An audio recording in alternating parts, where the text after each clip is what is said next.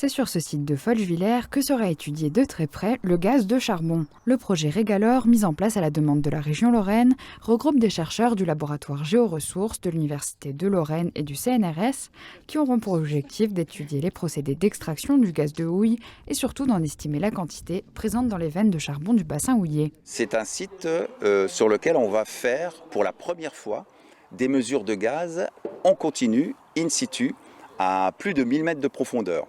Ce que vous avez derrière vous, c'est l'installation d'un container qui a été centré autour d'un puits qui descend, un puits qui a été foré il y a à peu près une dizaine d'années par la Française de l'énergie et qui descend directement dans les veines de charbon.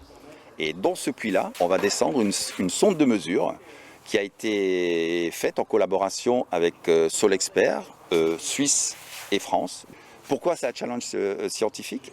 Parce que si vous regardez le diamètre de ce puits-là, il est tout petit, il fait 6 cm. Donc on va avoir une sonde toute petite de 6 cm et elle va descendre jusqu'à 1000 mètres. Et 1000 mètres, les pressions, c'est 100 bars. Donc tout ça, il faut que ça puisse descendre, résister aux pressions et faire la mesure. Une première mondiale qui demandera un dispositif scientifique conséquent pour permettre aux chercheurs d'effectuer les mesures nécessaires. À quoi ils vont nous servir ? Eh bien, c'est la première fois qu'on va pouvoir faire des mesures de gaz directement dans les veines de charbon.